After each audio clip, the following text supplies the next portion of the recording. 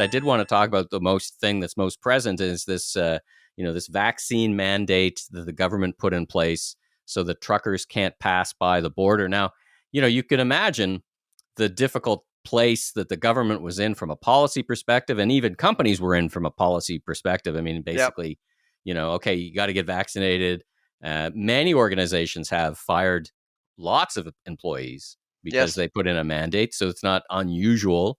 But you're And some thinking, transport companies have actually offered substantial bonuses to entice truckers to get vaccinated. Twenty which five hundred isn't moving the dollars. needle, right? No. You're right, because I talked to people he said, well, at first it was 2, then it was 5, then it was 1,000, and then it's a bonus of 25 for and still not moving the needle. And it's, you tell me, but I saw numbers like 25%. So it seems a community that is over indexing in on vaccinations, and now we've got a problem. I mean, it's at the end of the day, I think 2 years into this pandemic, if you haven't gotten the jab yet, chances are I don't think you'll get it. I mean, Unless my one data point for you from your home province of Quebec, they mandated that to go in the liquor store or their cannabis store, you had to be vaccinated. They had a oh, yeah. 2,000% increase or some kind of crazy increase in vaccinations. Like, at the end of the day, money incentive doesn't seem to be. Well, that number came from the government. I'm not sure if it's actually entirely accurate, to be Hmm, honest. There's still going to be many Djokovic's out there hmm. not wanting. I mean, think of the sacrifice that Djokovic has made just because he didn't want to get that jab. I mean, it's just he had a shot at history, tennis history. Well, 21st Grand Slam, and he yeah. decided to just walk away from all that because he didn't Yeah. want to get the jab. Well, Wow. we could talk. I think he was arrogant and thought he could trick them. I would start at that place. Let's fill out the forms and nobody will Maybe, care. Maybe. maybe, but and of course, I mean, I actually do believe that there's about 10% of the population who just won't get the jab no matter what. Yeah, that's been a consistent stat. That's been a very consistent stat in Canada, Yeah, 10 to and 15%. and in trucking, it's the Yeah, same percentage, and so not higher, just same it percentage. mirrors what we see in society. But that 10% is quite critical because we're already short 18,000 truckers Yeah. already. And so it's just going to add to the deficit that we have with trucking. So that's 8 to 16,000 on the Canadian side, and that's about 125,000 on the American side. And so the mandate is actually going to start on the U.S. side on Saturday, January 22nd. So I've always been concerned about Hmm. the vaccine mandate, not because of the mandate itself. I mean, if the government believes that a mandate is important, so be it. It's Hmm. just the timing. I mean, the Hmm. timing is not But if great. I not mean, now, when? I mean, you got a community that's never going to get vaccinated, and it's not like 18,000 truckers are going to suddenly show up in May. Like it's just, I mean, Omicron has it's completely winter. Is it? paralyzed the. Hmm. Oh, Hmm. it's awful right now. I mean, Yeah. I was actually on the phone yesterday with two CPG companies, and they're operating with 20%, 30% less people around, Sure. and so it's obviously you could see before the holidays that things were slowing way down because of Omicron. Hmm. And then, of course, you have January in the middle of winter when we buy a lot of food from the US. It's about $25 billion worth of food every year, wholesale from the US. 70% of it actually goes through the border on wheels. And so there's a lot of business going on between Canada and the US. Yeah. And And of so course, I'm you got restaurant, and of course, you got though food consumption is food consumption, but in Ontario, Quebec, restaurants are closed, so that yeah. food consumption means it's going to happen in the grocery store by and large, right? In two of the biggest And provinces in the then, of country. course, you add recalls. There was a major recall of salads, and that takes away more food from the market. And snowstorms. You guys went through a snowstorm recently. That slows things down too.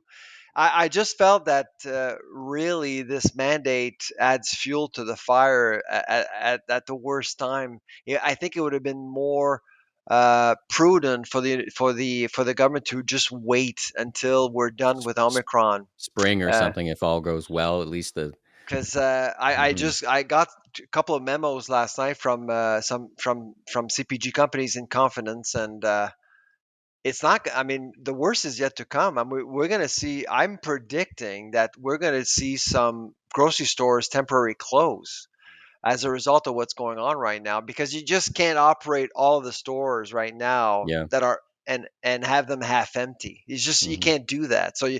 you're going to see some stores close so they can service the public. I think Canadians will continue to have access to food they need, Yeah. but you won't have as many choices for a while. Yeah. Okay. So that's a good clarification, because there is still, I guess it's about choice. We've been talking about that. I've been talking about that for months, basically because of the supply chain. Basically, you might not have the brand you want, you might not have the size you want, you might not have the color you want, but Yeah, you exactly. need consumers need to be more willing to substitute. Now, that's a more specific thing when it comes to food, but maybe you're having frozen blueberries instead of fresh blueberries shipped Yeah. through the U.S. kind of thing. Is that what you're thinking? Like those kind of choices? Pretty much, yeah. So obviously, I don't think there's any reason to panic, but I am concerned, and of course, you saw Stats Can's release this morning. Food prices are up 5.7% now, so we're above 5% steady.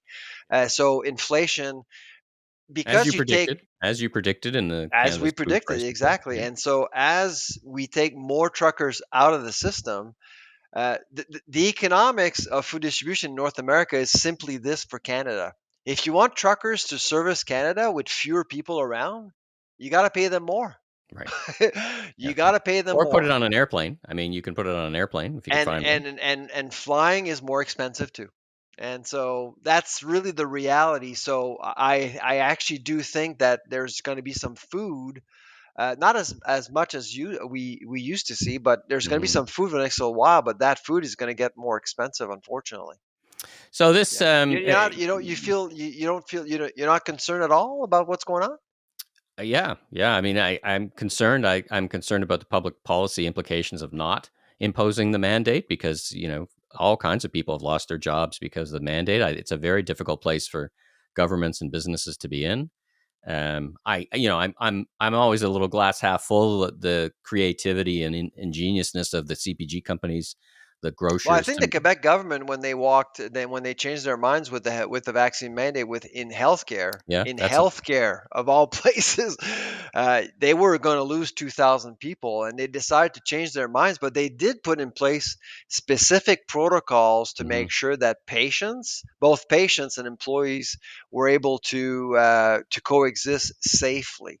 I mean, yeah, they did do that, and so to accommodate employees, and employees were asked to be tested every single day too. So there are measures you can put in place to make sure that we can control the spread of this virus as much as possible, beyond mandates. But like I said, I've never questioned the mandate. I think if, like I said, if public health officials feel it's important to do, then let's do it. But January 15th, with everything that's going on with Omicron, I did question the timing. well, it's another chapter of the COVID era. We thought we'd be past this. We didn't think we'd be past supply chain challenges, but Well, in here we March are. of 2020, it was demand induced. Shortages were demand induced, not this time. And this is why I'm a little bit more Mm, concerned, because this is all about it's about supply side factors, yeah, really. and And there are many of them. my concern is for smaller communities, mid-sized communities. I think that if you close two stores in Toronto, you can drive to the other store. But I think there's a risk in the smaller communities, which and there is food deserts, as you know, across the country. It's just not helpful. So No, it's and I just want to make sure that people. I just wish, Michael, that some leaders would manage expectations. Because right now, all we're hearing is things are rosy, things are great, but things aren't great, things aren't perfect, and that's fine. That's okay. Just make sure. Because I actually got a couple of phone calls this morning from reporters telling me that some people are showing up at the grocery store angry, lashing out at grocery clerks, people like Adam that yeah. we've interviewed. And I think it's unfair. I think it's important to tell people the real story, what's going on. They'll be Hmm. fine, there'll be food, but fewer choices, and that's okay.